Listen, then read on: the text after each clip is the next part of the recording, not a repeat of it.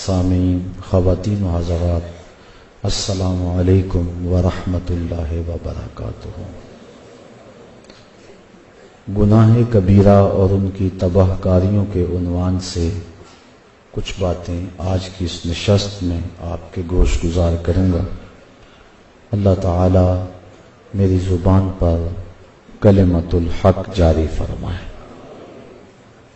گناہ کبیرہ یا صغیرہ، اس کے بارے میں علماء کا باہم اختلاف ہے۔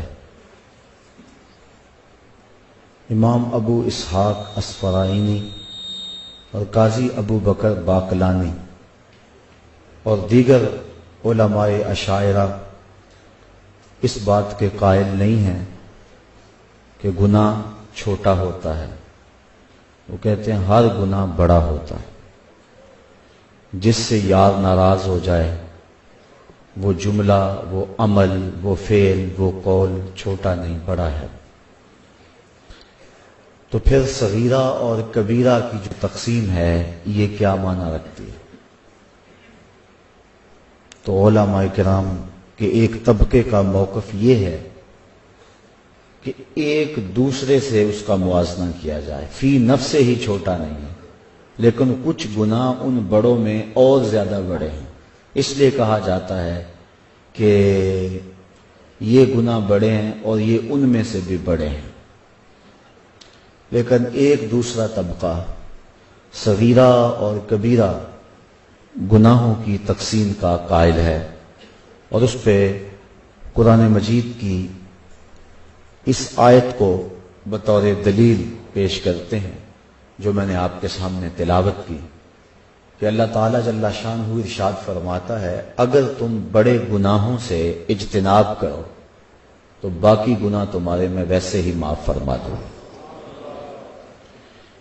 بڑے گناہ ان سے بچا جائے تو چھوٹے گناہ خود بخود ختم ہوتے رہتے ہیں۔ وضو کریں تو گناہ جھڑ جاتے ہیں۔ جمعے سے لے کر جمعے تک، ایک نماز سے لے کر دوسری نماز تک درمیان میں جو ہونے والے گناہ ہیں، یہ نمازیں، یہ جمعے، ان کا کفارہ ہے۔ نیکیوں کے کرنے سے گناہ ختم ہوتے ہیں۔ جب گناہ بندہ کرتا ہے تو دل پر ایک سیاہ نقطہ لگتا ہے، اگر نیکی کرتا ہے تو وہ مٹ جاتا ہے۔ تو اس سے مراد علماء کہتے ہیں صغیرہ گناہ ہے، چونکہ جو کبیرہ گناہ ہیں وہ بغیر توبہ کے معاف نہیں ہوتے۔ جو صغیرہ گناہ ہیں وہ جھڑتے رہتے ہیں، نماز سے جھڑ جاتے ہیں۔ حدیث میں آتا ہے جب کوئی بندہ نماز کے لیے کھڑا ہوتا ہے تو اللہ تعالیٰ جل شانہ فرشتوں کو کہتا ہے اس کے گناہ اتار کے ایک سمت ڈھیر لگا دو۔ فرشتے اس کے گناہ ایک سمت ڈھیر لگا دیتے ہیں تاکہ یہ میرا بندہ پاک صاف ہو کے میرے حضور کھڑا ہو۔ تو جب وہ نماز پڑھ کر فارغ ہو کے جانے لگتا ہے تو فرشتے عرض کرتے ہیں مالک یہ جو گناہ اس کے اتارے تھے یہ اترے رہنے دیں یا اس کے ساتھ لگا دیں؟ تو اللہ تعالیٰ فرماتا ہے اب اترے ہیں تو اترے ہی رہنے دو، میرا بندہ پاک صاف و ستھرا ہو کے گھر جائے۔ حضرت سلمان فارسی اور حضرت عثمان رضی اللہ تعالی عنہما، یہ حضرت عثمان بن عفان کے علاوہ کوئی اور عثمان نامی صحابی ہیں، یہ اکٹھے سفر میں تھے۔ راستے میں ایک درخت آیا، خزاں کا موسم تھا، ایک شاخ جھکی ہوئی تھی جس پہ زرد پتوں کا گہنا تھا۔ تو حضرت سلمان فارسی نے اس شاخ کو پکڑ کے جھٹکا دیا تو جتنے بھی پتے تھے وہ جھڑ گئے۔ تو حضرت سلمان فارسی نے حضرت عثمان سے کہا اے عثمان تو نے مجھے پوچھا نہیں کہ میں نے ایسا کیوں کیا ہے؟ انہوں نے کہا آپ بتا دیں کہ آپ نے ایسا کیوں کیا ہے۔ کہا ایک دن میں حضور کے ساتھ سفر میں تھا، ایسے ہی ایک درخت آیا، موسم خزاں کا تھا، پتے زرد تھے، حضور نے شاخ کو پکڑا، جھٹکا دیا، سارے پتے جھڑ گئے۔ حضور نے جب یہ عمل کیا تو میں اس منظر کو دیکھ کے محظوظ ہوتا رہا۔ آقا کریم نے میری سمت دیکھا اور فرمایا سلمان تو نے مجھے پوچھا نہیں کہ میں نے ایسا کیوں کیا؟ تو میں نے بھی یوں ہی عرض کی حضور آپ ارشاد کر دیں کہ آپ نے ایسا کیوں فرمایا؟ تو میرے آقا کریم نے ارشاد فرمایا اے سلمان جس طرح میں نے اس شاخ کو پکڑا اور جھٹکا دیا اور اس کے اوپر کوئی پتا باقی نہیں بچا. جب انسان نماز کے لیے کھڑا ہوتا ہے یوں ہی سارے گناہ جھڑ جاتے ہیں. تو یہ صغیرہ گناہ ہوتے ہیں، وضو سے جھڑتے ہیں، نماز سے جھڑتے ہیں. نیکی کریں تو گناہ مٹ جاتا ہے. انسان کے اچھے اعمال سے، صلہ رحمی سے، شفقت کا ہاتھ کسی یتیم کے سر پہ رکھنے سے، اور صدقہ و خیرات کرنے سے، کسی بھوکے کو کھانا کھلانے سے گناہ جھڑتے رہتے ہیں. لیکن جو کبیرہ گناہ ہیں وہ توبہ سے ختم ہوتے ہیں.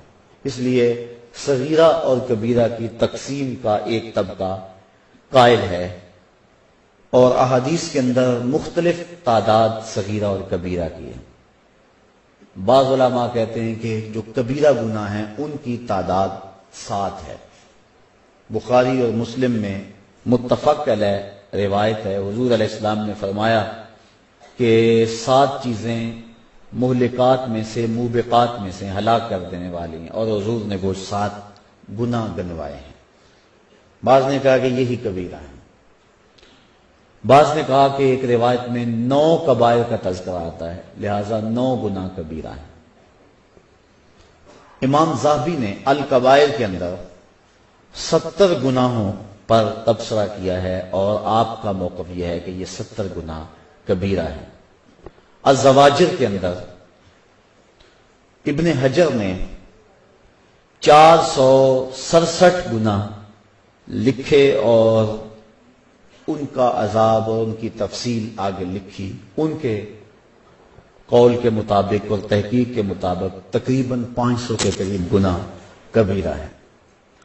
بہرحال اس وقت ان تمام گناہوں کی فہرست اور ان پر گفتگو اس تھوڑے سے وقت میں ممکن تو نہیں ہے. چند ایک گناہوں پر کچھ باتیں آپ کے گوش گزار کروں گا. امام بخاری نے اس روایت کو نقل کیا ہے. اللہ کے محبوب علیہ السلام نے ارشاد فرمایا، الا انبئکم باکبر الکبائر، فرمایا لوگوں میں تمہیں بڑے بڑے گناہوں کی خبر نہ دوں. صحابہ نے حضور سے یہ بات سنی اور آقا نے ثلاثاً 3 مرتبہ یہ کہا، میں تمہیں بڑے بڑے گناہوں کی خبر نہ دوں. صحابہ نے عرض کی، بلا یا رسول اللہ، کیوں نہیں حضور، آپ ارشاد فرمائیں. تو حضور نے ارشاد فرمایا، الاشراک باللہ وعقوق الوالدین وجلس وکان متکئا فقال الا وقول الزور. فرمایا ایک اللہ کے ساتھ کسی کو شریک ٹھہرانا ہے، دوسرا والدین کی نافرمانی کرنا ہے. حضور ٹیک لگائے بیٹھے تھے، جب تیسری بات کہنے لگے تو ٹیک چھوڑ دی اور آگے ہو گئے. کسی چیز کو بیان کرتے ہوئے جب انسان زیادہ اپنے آپ کو چست کرتا ہے تو اس کا مطلب یہ ہوتا ہے اس چیز کی اہمیت زیادہ ہے. تو حضور ٹیک لگائے بیٹھے تھے، یہ 2 باتیں بیان فرمائیں اور پھر ٹیک چھوڑ کر حضور آگے ہو گئے. وجلس وکان متکئا فقال الا وقول الزور، فرمایا سن لو، اور جھوٹی بات کہنا ہے، جھوٹی گواہی دینا ہے. تو اس حدیث میں ان 3 گناہوں کو بڑے بڑے گناہ شمار کیا گیا. ایک حدیث میں یمین الغموس، جھوٹی قسم کھانا ہے، اور ایک حدیث کے اندر قتل النفس، کسی انسان کو قتل کرنا ہے. تو یہ گناہ بڑے بڑے ہیں. کبیرہ گناہوں میں بھی آگے یہ گناہ سر فہرست ہے. اللہ کے ساتھ کسی کو شریک ٹھہرانا یہ سب سے بڑا ظلم ہے، اور اللہ تعالیٰ نے قرآن مجید کے اندر اس کو ظلم عظیم کہا. کوئی ذات کائنات کے اندر اس بات کا استحقاق نہیں رکھتی کہ وہ رب تعالیٰ کے ساتھ برابری کا دعویٰ کرے، یا کوئی شخص اس کے بارے میں یہ سوچے کہ مالک کے برابر ہے. اس کی ذات میں اور اس کی صفات میں کوئی شریک نہیں ہو سکتا ہے. تو اللہ کے ساتھ کسی کو شریک ٹھہرانا یہ سب سے بڑا جرم ہے، بلکہ یہ کفر ہے. لیکن کبائر میں بھی اس بات کو گنوایا گیا کہ اس سے بڑا کوئی گناہ نہیں ہو سکتا ہے. اور اللہ تعالیٰ شرک کے علاوہ جتنے بھی گناہ ہیں ان کو بخش دے گا، لیکن شرک کو نہیں بخشے گا. وہ یہ گوارا ہی نہیں کرتا کہ میرے ساتھ کسی کو شریک ٹھہرایا جائے. اور قرآن مجید میں متعدد مقامات پہ اس بات کی نفی کی کہ تم غور کرو، تم اس بات پہ تدبر کرو کہ اللہ کا شریک ہو سکتا ہے، اور تم ان بتوں کو اس کا شریک بنا رہے ہو جو اپنے بدن پہ بیٹھی ہوئی مکھی بھی نہیں اڑا سکتے۔ اتنے بے بس اور اتنے مجبور وہ اللہ کے شریک کیوں کر ہو سکتے ہیں؟ پھر جس کو اس نے خود پیدا کیا ہوا ہے وہ اس کے شریک کیسے ہو سکتے ہیں؟ وہ اپنی زندگی میں اللہ تعالیٰ کے ہر آن محتاج ہیں، تو جو محتاج ہے وہ کیسے اس کے برابر ہو سکتا ہے جس کی طرف لوگوں کا احتیاج ہو؟ اس لیے شرک عقلاً محال ہے، اور اپنے رب کے ساتھ ہم نہ ذات میں کسی کو شریک کر سکتے ہیں نہ صفات میں کسی کو شریک کر سکتے ہیں، بلکہ اللہ کے علاوہ کسی اور شخص کا حلف اٹھانا بھی اس لیے جائز نہیں ہے کہ یہ اللہ کی شان کے خلاف ہے۔ حتیٰ کہ امام الانبیاء صلی اللہ علیہ وآلہ وسلم کے نام کی قسم کرنا بھی ہمارے لیے جائز نہیں ہے۔ یہ بعض بات کہتے ہیں کہ مجھے اپنے بیٹے کی قسم، مجھے تیرے سر کی قسم، یہ سخت جرم ہے اور یہ کبیرہ گناہ ہے کہ اللہ کے علاوہ کسی اور شخص کی قسم کی جائے۔ قسم کا حق اللہ کے لیے ہے اور اسی کی قسم اٹھائی جائے، اس کے علاوہ کسی اور کی قسم نہ اٹھائی جائے۔ ریا کو شرک اصغر کہا گیا ہے۔ ریا کیا ہے کہ انسان اپنا عمل کسی اور کے لیے کرے، کسی کو دکھلانے کے لیے، کسی کی خوشنودی حاصل کرنے کے لیے، دکھلاوے کے لیے عمل کرے، تو اس کو بھی شرک اصغر کہا گیا ہے کہ کل قیامت کے دن اللہ تعالیٰ فرمائے گا جن کے لیے عمل کیا تھا ان سے جزا لے۔ تو اللہ کے لیے عمل کیا جائے، ذات اور صفات میں اس کا کسی کو شریک نہ مانا، نہ سمجھا، نہ جانا جائے، تو یہ جو ہے وہ توحید ہے۔ اور اگر کوئی شخص اس شرک کا ارتکاب کرتا ہے تو یہ سب سے بڑا گناہ ہے، اور کبیرہ گناہوں میں بھی سب سے بڑا گناہ یہ ہے کہ اللہ کے ساتھ کسی کو شریک ٹھہرایا جائے۔ دوسرا بڑا گناہ جو اس حدیث کے اندر حضور نے بیان فرمایا وہ عقوق الوالدین، والدین کی نافرمانی کرنا، ان کی گستاخی اور ان کی توہین کرنا، والدین کو اذیت پہنچانا، ان کو دکھ دینا، شریعت میں یہ کبیرہ گناہوں میں دوسرے نمبر پہ بڑا گناہ ہے۔ بعض لوگوں نے زنا کو کبیرہ گناہوں میں دوسرے نمبر پہ بڑا گناہ شمار کیا، لیکن بہت سارے اہل علم نے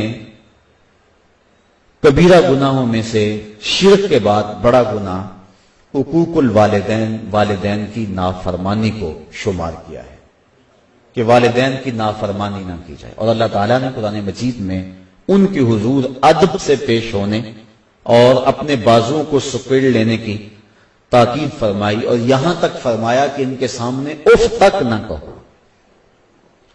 کلمہ تعفیف سے بھی منع کر دیا۔ حضرت امام حسن رضی اللہ تعالی عنہ حضرت سیدہ فاطمہ الزہرا رضی اللہ تعالی عنہا کے پاس بیٹھ کر ساتھ کھانا نہیں کھاتے تھے۔ ایک دن انہوں نے کہا کہ بیٹا میری آرزو یہ ہے کہ میرے ساتھ تم کھانا کھاؤ، اور تم اکثر گریزاں ہوتے ہو اس سے۔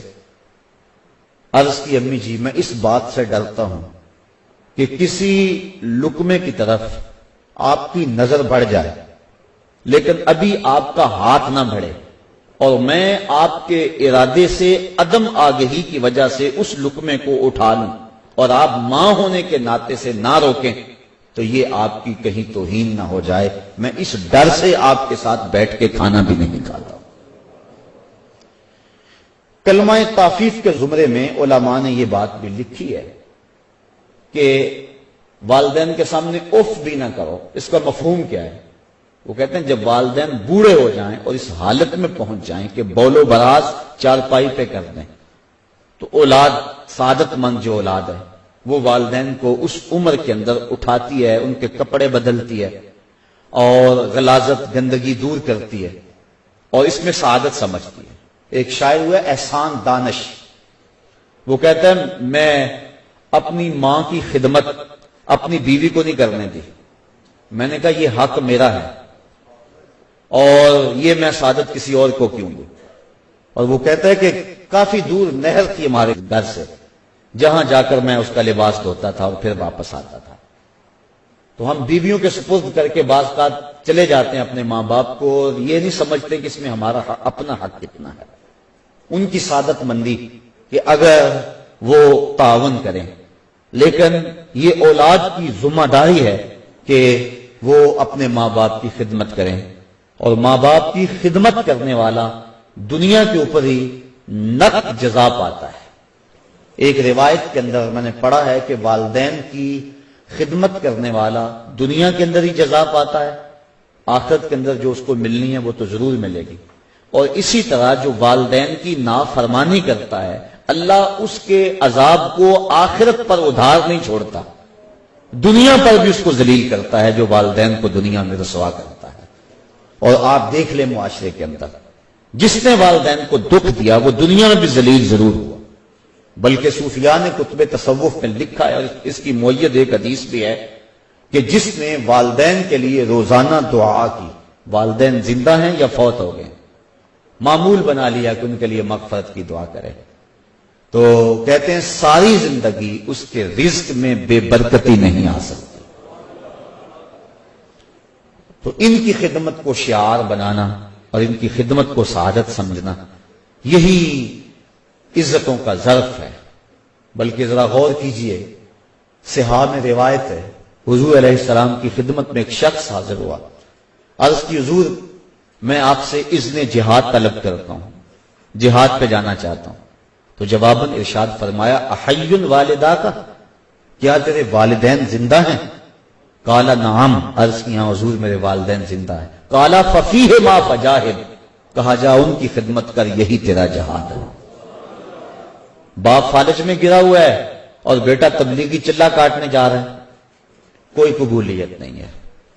ماں کو ضرورت ہے اور وہ تڑپ رہی ہے، بیٹے کو آوازیں دے رہی ہیں، اور بیٹا پیر کے دربار پہ اپنی داڑھی سے جھاڑو دے رہا ہے۔ ماں باپ کو سخت ضرورت ہے اور بیٹا جہاد پہ گیا ہوا ہے، شریعت نے اس کی اجازت نہیں دی، اس کی حوصلہ شکنی کی ہے۔ ہاں اگر کوئی اور تمہارا بھائی ان کی خدمت کرنے والا موجود ہے تو پھر ان کے اذن سے تم جا سکتے ہو، لیکن اگر ان کو ضرورت ہے تو تمہاری سب سے بڑی نیکی یہ ہے کہ تم ان کی خدمت کرو، ان کی دعائیں لو، ان کی رضا میں اللہ کی رضا ہے۔ دیکھ لو حضرت اویس کرنی رضی اللہ تعالیٰ عنہ، صحابی نہیں بنے، حضور اپنی قمیض کے بٹن کھول کے لمبی لمبی سانسیں لیتے ہیں اور فرماتے ہیں مجھے یمن سے یار کی خوشبو آتی۔ کسی نے کہا حضور یمن تو اتنا دور ہی نہیں ہے، لوگ کہاں کہاں سے آگے آپ کو ملنے کے لیے، زیارت کے لیے، اتنا پیار آپ کا اس سے، تو وہ آپ کی زیارت کے لیے بھی نہیں آیا؟ تو فرمایا اس کی بوڑھی اور نابینا ماں ہے، اس کی خدمت اسے میرے حضور آنے سے روکے ہوئے ہے۔ تو جو والدین کی تعظیم اور عزت کرتا ہے وہ برکتیں پاتا ہے اور حضور کا محبوب بنتا ہے۔ بلکہ حضور نے فرمایا کوئی اویس سے ملے اور میرا سلام کہے اور اسے کہے کہ میری امت کی بخشش کی دعا کرے، تو یہ طے ہو گیا کہ جو ماں باپ کی خدمت کرتا ہے اللہ اس کی دعائیں رد نہیں کرتا ہے۔ بلکہ حضرت اویس کرنی کو حضرت عمر فاروق اور حضرت علی المرتضیٰ ملے، جا کے حضور کا سلام دیا، حضور کا جب نام سنا تو آنکھوں میں آنسو امٹ آئے اور زاروں کے کار رونے لگے۔ کہا بتاؤ حضور کے لبوں پہ میرا نام کیسے آیا تھا، کیسے کہا تھا اویس کو میرا سلام دو؟ جب پیار اور محبت کا یہ عالم دیکھا تو کہا اویس اتنا پیار حضور سے تو ملنے کیوں نہیں آیا، زیارت کے لیے کیوں نہیں آیا؟ حضرت اویس کرنی رضی اللہ تعالیٰ عنہ نے فرمایا اچھا تم نے میرے رسول کی زیارت کی ہے؟ کہا ہاں، صبح و شام حضور کے قرب میں رہتے تھے۔ کہا بتاؤ پھر حضور کے ابرو جڑے ہوئے تھے یا کھلے ہوئے تھے؟ اب یہ ایک لمحے کے لیے حیران ہو گئے۔ کہا میں نے نہیں کی، مجھ سے پوچھ لو۔ کوئی دور سے دیکھتا اسے جڑے ہوئے نظر آتے، قریب آ کے دیکھتا اسے کھلے ہوئے نظر آتے۔ معلوم ہوا جو ماں باپ کی خدمت میں لگا ہوا ہے وہ حضور کے قرب سے بھی محروم نہیں ہے، وہ حضور کے قرب کی دولت سے بھی مالا مال ہے۔ تو والدین کے ساتھ حسن سلوک کرنا، اس کی تاکید کی گئی، اور ان کی ناراضگی سے بچا جائے۔ جب والدین ناراض ہو جائیں تو رب ناراض ہو جاتا ہے۔ اللہ کی رضا والدین کی رضا میں چھپی ہوئی ہے اور اس کی ناراضگی والدین کی ناراضگی کے اندر چھپی ہوئی ہے۔ اللہ اکبر۔ تو والدین کی نافرمانی یہ دوسرا بڑا گناہ ہے اور اس سے اجتناب کرنا چاہیے، اور ماں باپ سے معذرت کر کے ان سے معافی مانگ لینی چاہیے۔ علماء کہتے ہیں کہ 3 اشخاص سے ہاتھ جوڑ کر معافی مانگنے میں کوئی شرم محسوس نہیں کرنی چاہیے۔ ایک والدین، دوسرا استاد اور تیسرا شیخ۔ یہ 3 ہستیاں ایسی ہیں کہ کوئی غلطی ہو جائے تو فوراً معذرت کر لو۔ ماں باپ تو ویسے ہی جلدی معاف کر دینے والے ہوتے ہیں، ان کا تو دل ہی بڑا نرم ہوتا ہے۔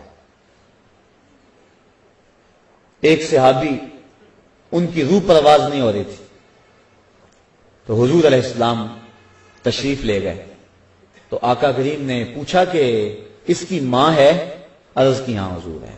تو حضور اس کے ہاں تشریف لے گئے، فرمایا کہ تیرا اور تیرے بیٹے کا ماجرا کیا ہے؟ عرض کی حضور وہ اپنی بیوی کی بات کو میری بات پہ ترجیح دیتا تھا اور میں اس کو معاف نہیں کرنا۔ حضور فرمایا بلال اٹھو اور لکڑیاں اکٹھی کرو، اور جب آگ روشن ہوئے پھر مجھے بتانا۔ عرض کی حضور یہ لکڑیاں کیوں اکٹھی کرنی اور آگ کیوں جلانی ہے؟ کہا اگر تم معاف نہیں کرو گی تو اس کی روح نہیں نکلے گی، تو اسے میں آگ میں جلاؤں گا۔ تو ماں نے عرض کی حضور میں نے معاف کر دیا۔ تو کہا بلال جلدی جاؤ تلقین کرو اسے کلمے کی۔ تو جب وہ دوڑے ان کے لبوں کے اوپر پہلے ہی کلمہ جاری تھا۔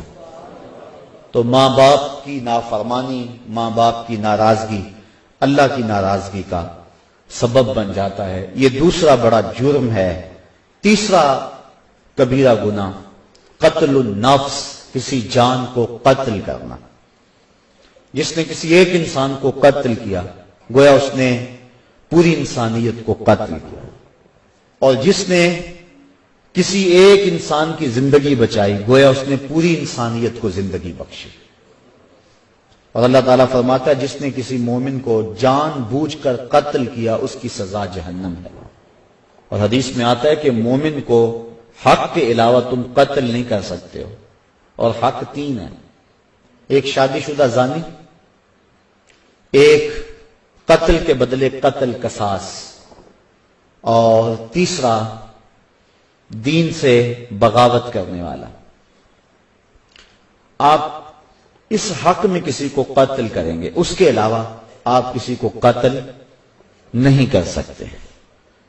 تو مومن کو قتل کرنا سخت جرم ہے، بلکہ حضور نے ارشاد فرمایا جب 2 مومن آپس میں الجھ پڑتے ہیں اور ایک دوسرے کے ساتھ لڑتے ہیں تو قاتل اور مقتول دونوں جہنمی ہیں۔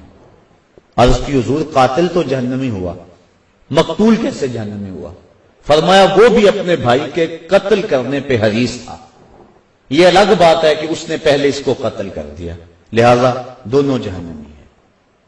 اور ایک حدیث میں آتا ہے کہ جس نے قتل کے اندر نصف جملے سے بھی مدد کی، پورا جملہ نہیں کہا، آدھا جملہ کہا، اور اتنی مدد کسی کے قتل میں کی، تو فرمایا قیامت کے دن اس کی دونوں آنکھوں کے درمیان لکھ دیا جائے گا کہ یہ اللہ کی رحمتوں سے محروم ہے۔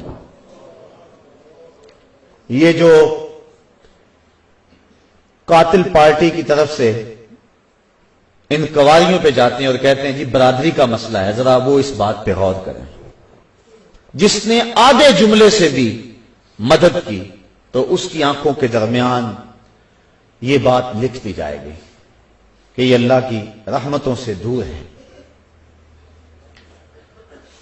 تو قتل نفس، علماء کہتے ہیں کہ قاتل کا گناہ جو ہے وہ معاف نہیں ہوتا جب تک اس کو 3 ذوات معاف نہ کرے۔ ایک تو اس میں اللہ کا حق ہے کہ اس نے انسان کو پیدا کیا تو اس نے اسے قتل کیا، تو سچی توبہ سے یہ حق معاف ہوگا۔ دوسرا حق مقتول کا ہے کہ اس کی جان کو اس نے ضائع کیا تو وہ اگر معاف کرے گا تو معافی ہوگی۔ اور تیسرا حق اس کے وارثوں کا ہے، ان بچوں کا ہے جو یتیم ہو گئے، اس بیوہ کا ہے جس کا سہاگ اجڑ گیا، ان بہنوں کا ہے جن کا سہارا چھین لیا گیا، اس بھائی کا حق ہے جس کی کمر توڑ دی گئی، اس بوڑھے ماں باپ کا حق ہے جن کی آنکھوں کا نور چھین لیا گیا. تو یہ تیسرا حق جو ہے وہ ان وارثوں کا ہے. تو اگر یہ راضی ہو گئے تو پھر معافی ہوگی. تو جو قاتل ہے وہ ان 3 ذوات سے معافی کا طلبگار ہوگا. اگر معافی ہوئی تو پھر اس کی جان چھوٹے گی، ورنہ اس کی جان نہیں چھوٹے گی. چوتھا کبیرہ گناہ الزنا. اللہ تعالیٰ نے قرآن مجید کے اندر صاف واضح اور 2 ٹوک الفاظ میں ارشاد فرمایا لا تقربوا الزنا. زنا کے قریب بھی نہ جانا. کیوں؟ انہ کان فاحشۃ وساء سبیلا. یہ فحش کام ہے اور انتہائی برا رستہ ہے. عقلاً بھی اس میں فحاشی ہے، شرعاً بھی اس میں فحاشی ہے، اور عادتاً بھی اس میں فحاشی ہے. تو کوئی بھی شریف شخص زنا کا ارتکاب نہیں کرتا. اور حدیث میں آتا ہے جب زانی زنا کرتا ہے تو اس سے ایمان نکال لیا جاتا ہے، اور زانی کے رزق میں بے برکتی ڈال دی جاتی ہے، اس کے چہرے کے نور کو چھین لیا جاتا ہے، اور اللہ کی رحمتوں سے وہ محروم کر دیا جاتا ہے.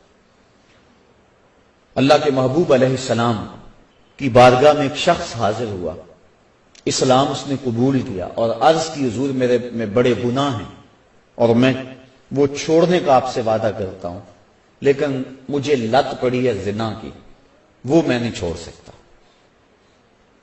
اب حضور رحمت اللہ عالمین حکیم نبی کیسے اس کی تربیت فرماتے ہیں.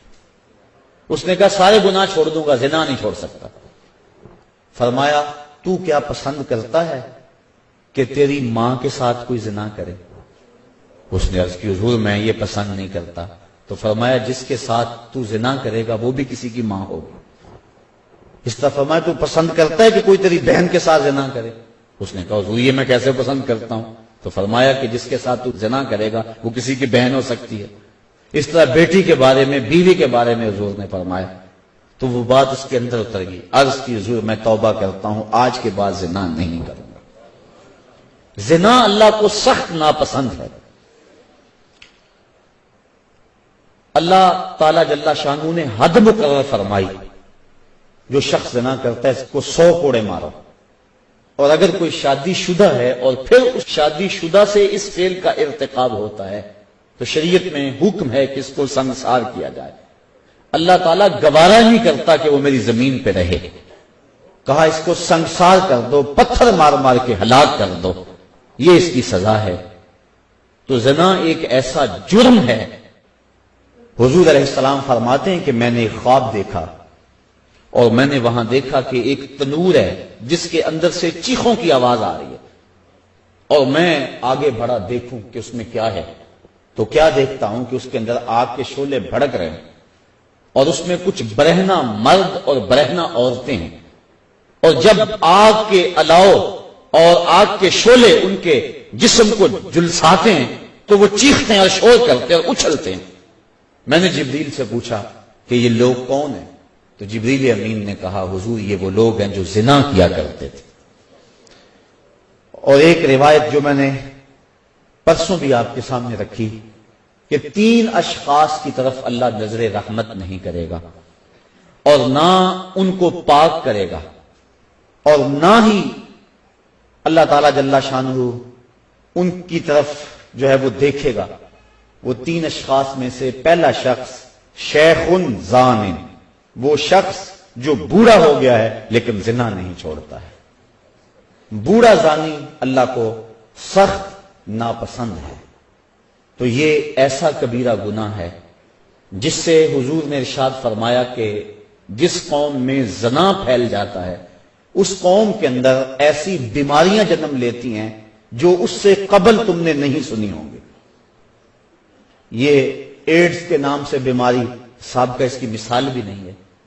تو جس قوم کے اندر یہ برائی پھیلتی ہے اس میں ایسی نئی نئی بیماریاں جنم لیتی ہیں، اور اللہ کی رحمتیں اس قوم سے اٹھا لی جاتی ہیں. ان لوگوں کے چہروں سے نور اچک لیا جاتا ہے، اور ان کے اندر فقر و فاقہ مسلط کر دیا جاتا ہے جس قوم کے اندر یہ برائی پھیلتی چلی جائے۔ چھٹا کبیرہ گناہ جس کی نشاندہی کی گئی الربا، سود۔ سود کے بارے میں حضور نبی رحمت صلی اللہ علیہ وسلم نے ارشاد فرمایا کہ اس کا کھانے والا، اس کا کھلانے والا، اس کا لکھنے والا، اس کی رقم پہ گواہ بننے والا سارے وزر یعنی گناہ میں برابر ہیں۔ اور سود کی جو سزائیں ہیں وہ بہت ساری ہیں، اور سب سے کم درجہ جو ہے حضور علیہ السلام نے فرمایا وہ اس کے برابر ہے کہ جیسے کوئی شخص اپنی ماں کے ساتھ زنا کرتا ہے۔ آج ہمارے اس معاشرے کے اندر سود کی لعنت سرایت کر گئی ہوئی ہے، اور اس کا نام بدل کے ہم اس کو اختیار کیے ہوئے ہیں۔ اگر شراب کی بوتل پہ روح افزا کا لیبل لگا لیا جائے تو اس کی ماہیت تو نہیں بدلتی۔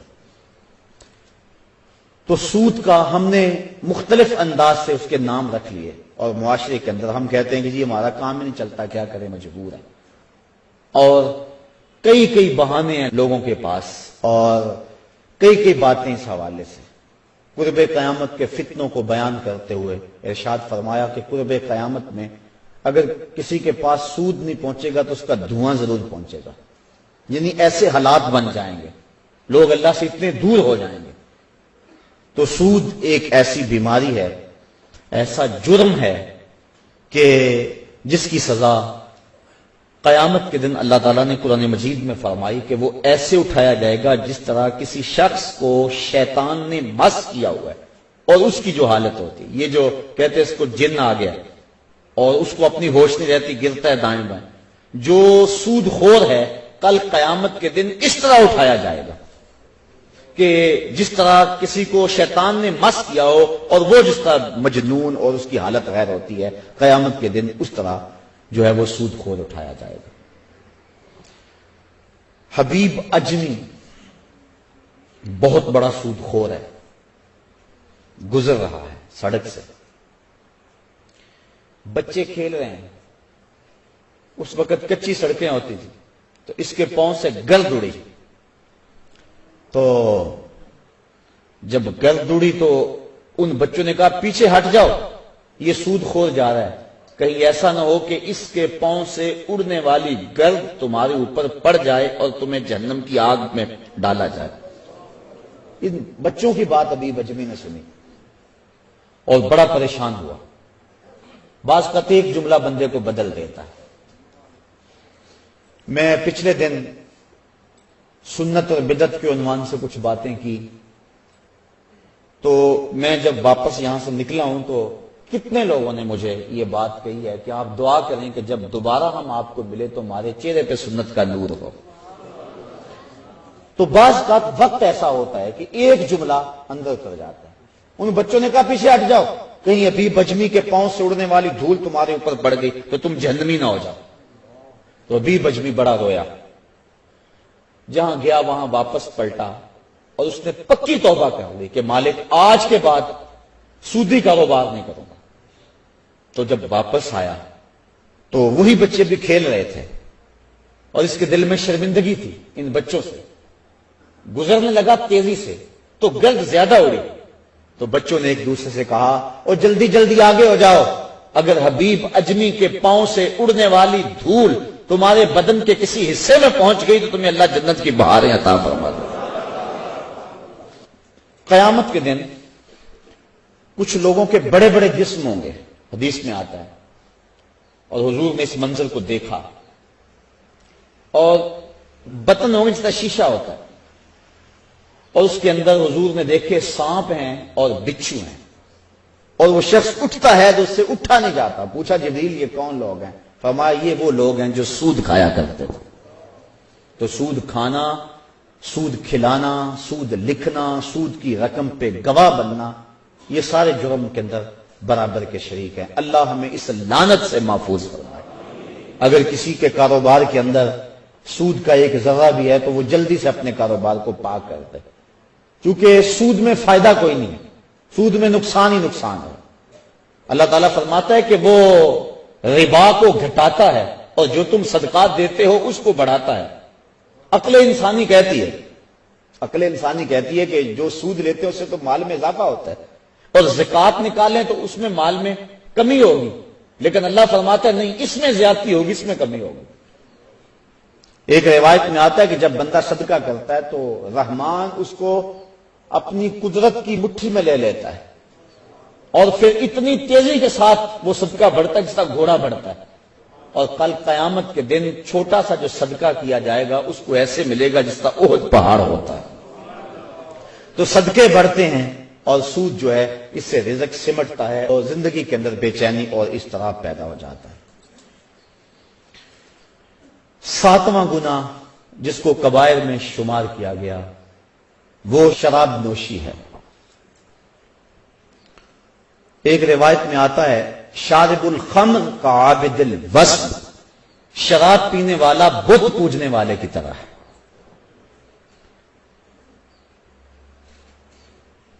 حضور نبی رحمت صلی اللہ علیہ وسلم نے ارشاد فرمایا کہ جو شخص دنیا پر شراب پیتا ہے اللہ قیامت کے دن اسے طینۃ الخبال پلائے گا۔ صحابہ نے عرض کی حضور یہ طینۃ الخبال کیا ہے؟ فرمایا یہ جہنمیوں کے زخموں کی پیپ ہے، اور علماء کہتے ہیں اتنی بدبودار ہوگی اگر اس کا ایک قطرہ اب دنیا پہ ڈال دیا جائے، انسان تو انسان رہے جانوروں کے دماغ بھی پھٹ جائیں، اتنی بدبودار ہوگی، اور گرم اتنی کہ اگر ایک قطرہ احد پہاڑ پہ رکھ دیا جائے تو پہاڑ پگھل جائے۔ اس کو کہتے ہیں طینۃ الخبال۔ تو طینۃ الخبال ان کو پلایا جائے گا جو شراب پیتے ہیں، اور اللہ تعالیٰ نے شراب کی حد مقرر کی ہے کہ اس کو کوڑے مارے جائیں۔ اور آپ جانتے ہیں کہ شراب کی پہلے حرمت نہیں تھی، اور یہ لوگ عرب کے لوگ ان کی گھٹی میں شراب رکھی ہوئی تھی، اور کئی قسموں کی شرابیں پینے کا مزاج رکھتے تھے، بلکہ اپنی شاعری میں فخر و مباحات کے ساتھ شراب کا تذکرہ کرتے تھے۔ 1000 کے قریب شراب کے نام ہیں لغت عرب میں، اور اس قدر ان کے لیے فخریہ بات تھی۔ اور جب حکم نازل ہوا کہ شراب حرام کر دی گئی ہے تو لوگوں نے مٹکے توڑ دیے، یہاں تک کہ جو نالیاں تھیں ان کے اندر شراب ہی بہتی چلی جا رہی تھی۔ ادھر حکم ہوا اور ادھر تعمیل ہو گئی، یہ تھی ان کی زندگی۔ وہ حکم کو ترجیح دیتے تھے، یہ تو حکم ہو گیا۔ ایک دن حضور خطبہ فرما رہے تھے، کچھ لوگ کھڑے تھے تو حضور فرمایا بیٹھ جاؤ، تو ایک سے ابھی گھر سے نکل رہے تھے، ابھی گلی میں ہی تھے، انہوں نے وہاں سنا تو وہیں بیٹھ گئے، کہا حضور نے کہہ دیا ہے بس عمل ہو گیا۔ یہ تھی ان کی زندگی اور یہ تھے ان کے شب و روز۔ اور صحابہ 10 آیتیں تلاوت کرتے تھے، اتنی دیر تک آگے تلاوت نہیں کرتے تھے جب تک 10 پہ عمل نہیں ہو لیتا تھا۔ تو شراب ایک ایسا عمل ہے کہ جس کی سزا بڑی سخت ہے، دنیا پر بھی اور آخرت کے اندر بھی اس کو طینۃ الخبال پلایا جائے گا۔ شرابی کی جو سزائیں ہیں اور جو اس کی تباہ کاریاں ہیں وہ تو ہیں، لیکن اس کی ایک بہت بڑی سزا یہ ہے کہ جو شرابی ہے یا اور بھی کسی طرح کا نشہ کرتا ہے اس کو مرتے وقت کلمہ نصیب نہیں ہوتا۔ اللہ تعالیٰ جل شانہ ہمیں اس سے محفوظ و مامون فرمائے۔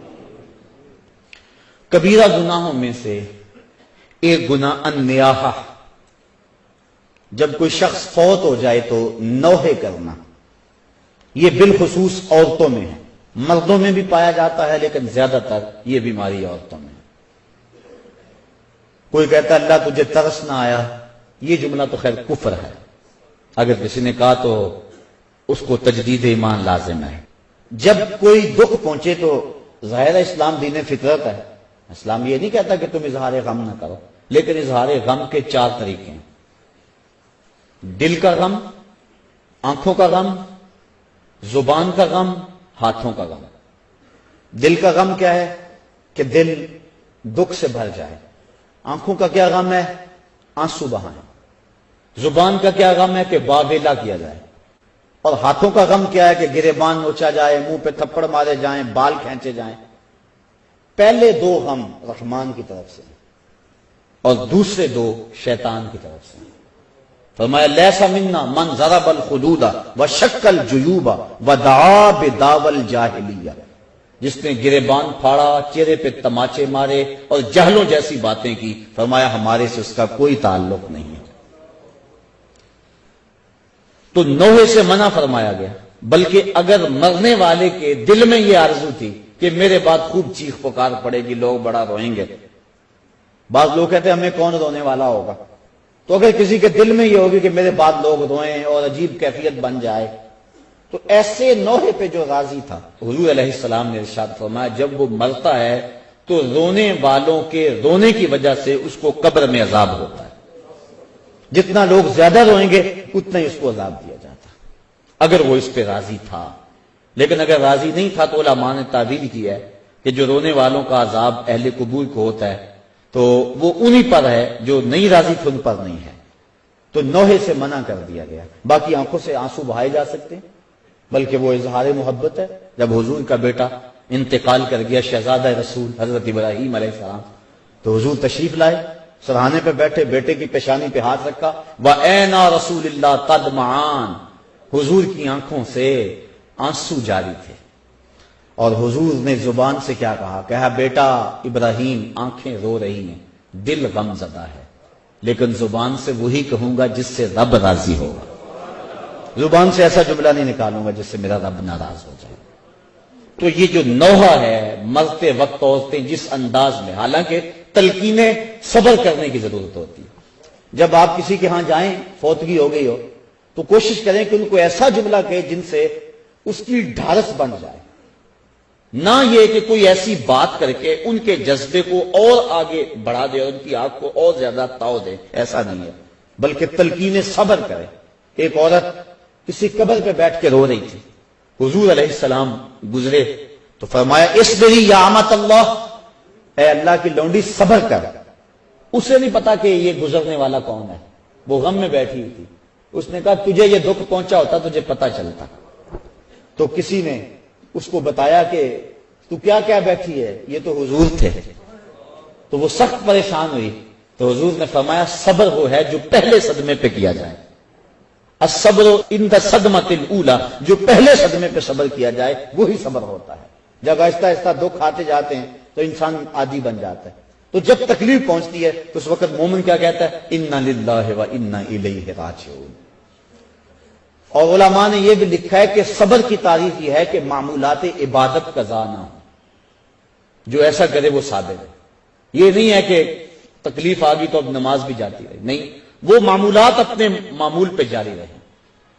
حضرت صدیق سختی رضی اللہ تعالی عنہ کا بیٹا فوت ہو گیا، جوان سال، تدفین و تجہیز تکفین میں لگے رہے، ایک نماز قضا ہو گئی، بعد میں لوگ آپ سے تعزیت کرنے آتے رہے، افسوس کرنے آتے رہے، تو جب آپ نے شام کو اٹھتے ہوئے چٹائی اٹھائی، فرمایا کیسا دور آ گیا، میرا بیٹا فوت ہو گیا ہے، سارے شہر نے آ کے افسوس کیا ہے، اور میری نماز فوت ہوئی ہے، کسی ایک نے بھی نہیں پوچھا ہے۔ تو معمولات عبادت ان کو برقرار رکھا جائے، یہ صبر ہے۔ تو یہ جو نوحے عموماً عورتیں بالخصوص پڑھتی ہیں، تو بلکہ ایک روایت میں آتا ہے 7 اشخاص ایسے ہیں کہ جب ان کو تم قبر میں دفن کر کے آتے ہو تو ان کا رخ قبلے سے پھیر دیا جاتا ہے۔ فرمایا فاذهبوا وانبشوا قبورکم، جاؤ جا کے ان کی قبریں اکھیڑ کے دیکھ لو، اگر ایسا نہ پاؤ تو پھر مجھے آ کے کہنا کہ میں نے کیا کہا تھا۔ اور ان اشخاص کو حضور نے گنوایا، ان میں شرابی بھی ہے، اس میں ذخیرہ اندوز بھی ہے، اور اس میں آخری جو ہے 7واں والنائحۃ، اور نوحے پڑھنے والی عورت جو اور لوگوں کے جذبات کو بھڑکاتی ہے۔ لوگ کہتے ہیں فلاں نے وین کی حد کر دی، وہ بچے بھی رو پڑے گی ایسی حد کر دی، یہ منع ہے، یہ شریعت نے ہمیں اس سے روکا ہے۔ تلقین صبر کیا جائے، مرنے والے کے لیے دعا کی جائے، اور اللہ سے رحمت کی امید رکھی جائے، اور انا للہ و انا الیہ راجعون پڑھا جائے۔ ہاں آنکھوں سے آنسو بہیں، دل غم زدہ ہو، ظاہر ہے جس کا گھر کا چراغ بجھ گیا اس کو سکون تو نہیں ہوگا، جس کا بھائی چلا گیا کمر تو ٹوٹ گئی اس کی، جس کا شوہر چلا گیا زندگی اجاڑ ہو گئی، جس کا بیٹا چلا گیا اس کا تو کلیجہ کٹ گیا، دکھ تو بڑا ہے، لیکن امتحان بھی یہ ہے اور مومن جب مصیبت پہ صبر کرتا ہے اللہ اس کو اجر دیتا ہے۔ ایک گناہ ترک صلاۃ، یہ بھی کبیرہ گناہ ہے، بلکہ حضور نے فرمایا من ترک الصلاۃ متعمدا فقد کفر، جس نے جان بوجھ کر نماز چھوڑی اس نے کفر کیا۔ حضرت امام احمد بن حنبل تو تارک صلاۃ کے کفر کے قائل ہیں، لیکن باقی ائمہ امام شافعی، امام مالک اور امام اعظم ابو حنیفہ وہ فرماتے ہیں کافر نہیں ہے، قد کفر یعنی کافروں والا کام کیا اس نے، خود کافر ہوا نہیں اعتقاداً، لیکن گناہ کبیرہ ہے۔ تو اس کی سزا کیا ہے؟ امام مالک اور امام شافعی پھر اس میں اختلاف کرتے ہیں، وہ کہتے ہیں اس کی سزا یہ ہے کہ وہ توبہ کرے ورنہ اس کو قتل کرو، لیکن امام اعظم ابو حنیفہ فرماتے ہیں کہ اس کی سزا یہ ہے کہ اس کو قید کر دیا جائے تا آنکہ وہ توبہ کرے اور اس کو پھر حاکم وقت چھوڑے۔ اور حضرت شیخ سعدی فرماتے ہیں بے نمازی کو قرض نہ دو، جو اللہ کا قرض ادا نہیں کرتا تمہارا کیسے ادا کرے گا۔ اور حضرت سلطان باہو علیہ رحمہ آپ فرماتے ہیں کہ بے نمازی سے تو خنزیر بھی پناہ مانگتا ہے۔ اور حضرت غوث اعظم جن کی 11ویں پکاتے ہو، سنو ان کی تعلیمات، وہ کہتے ہیں بے نمازی کو مسلمانوں کے قبرستان میں دفن نہ کرو۔